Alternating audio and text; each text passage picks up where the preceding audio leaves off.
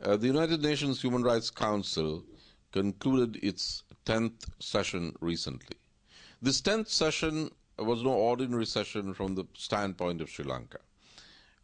It was held in a very particular set of circumstances where the pro-Tiger elements in the Tamil diaspora have been mobilized globally at a level and on a scale never seen before. The reason for this is very simple. It is in order to retard or, if possible, prevent the military victory of the Sri Lankan armed forces over the Tigers who are trapped in the Vanni. Given their weakness in the battlefield, on the ground, the LTTE has spent enormous sums of money mobilizing elements of the Tamil diaspora who have turned into a very effective lobbying machine, particularly in Western societies where there are large Tamil emigre communities which form part of the electoral constituencies of political parties in these societies.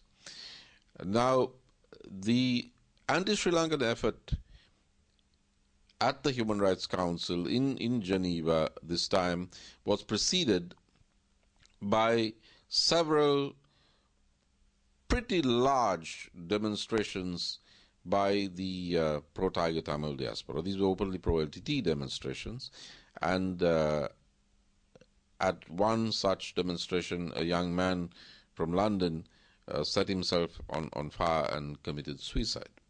Now, this was the stage setting for the Human Rights Council session. This was part of a huge psychological campaign to maneuver and move the Human Rights Council to criticize and indict Sri Lanka. There were three prongs to this effort. The Tamil diaspora effort, which was manifested in demonstrations outside the council, but also in lobbying within the United Nations by Tamil emigre organizations which are openly linked to the Tigers. The second prong was a group of Sri Lankan civil society activists, as they call themselves, from the south of Sri Lanka. Not a very effective lobby, I must say, though they were rather loud. But the third and most effective prong was the effort made by certain countries of the European Union. Now, these states made an attempt, piggybacking on a rather tendentious press release of the UN High Commissioner for Human Rights, Madam Navneethan Pillai.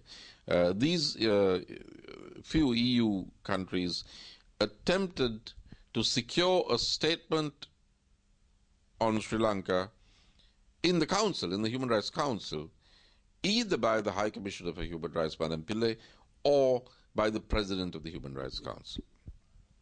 They made a very serious attempt to do this, and they completely failed. They failed because the President of the Council, doing his duty in the face of enormous pressure from this EU faction, engaged in wide-ranging consultations with all regional and cross-regional groups in the Human Rights Council. And with the exception of this one regional grouping which had taken this initiative, an overwhelming majority of the Human Rights Council expressed its total opposition in consultations with the President to any such move on Sri Lanka.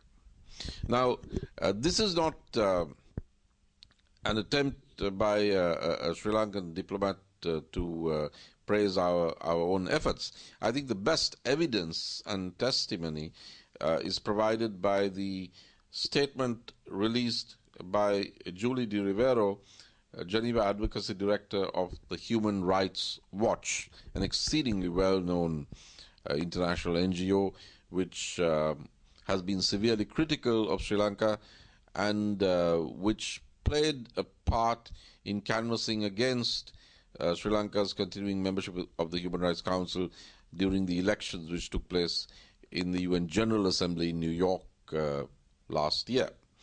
Now, the Human Rights Watch, in a statement issued this month from Geneva, says it is inexplicable why the Council failed to take any action on Sri Lanka. No initiative was taken to mobilize the Council to take action on Sri Lanka, while the UN, humanitarian agencies and human rights defenders have been active.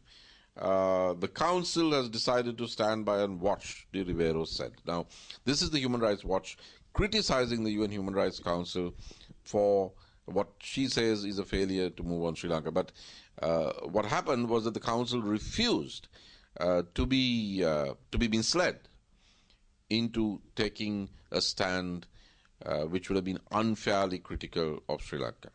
And this we were able to achieve at a time where the Tamil diaspora, the pro-Thai elements of the Tamil diaspora, have mobilized as a fairly significant factor and force in the international arena as it pertains to Sri Lanka. Now, the secret of our success, I would say, is twofold.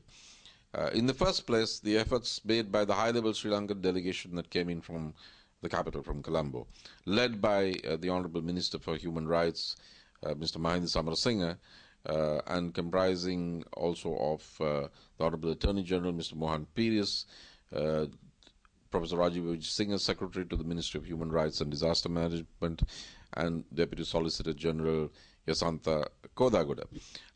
Together with the staff of our mission, the high-level delegation was able to brief many delegations that were attending the Human Rights Council sessions in numerous formats, bilateral meetings, working lunches, dinners, breakfasts, at which we continue to adopt our policy of open dialogue and engagement with the international community across the board.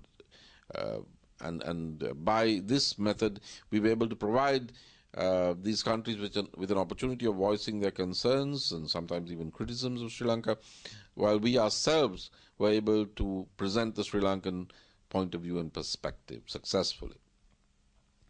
The second factor which led to our diplomatic success here is the outright support and solidarity from the non-aligned movement, from the rest of South Asia and Asia as a whole, from the African group, from the Latin American group, from Russia, China, our neighbors, India, Pakistan. So the overwhelming majority of the Human Rights Council extended its support and solidarity to Sri Lanka. So this convergence of our delegation, our mission, and the solidarity of the developing countries and the Eurasian countries to which we belong were the secrets of our success and our victory, which is bewailed and bemoaned by critics of Sri Lanka such as Human Rights Watch.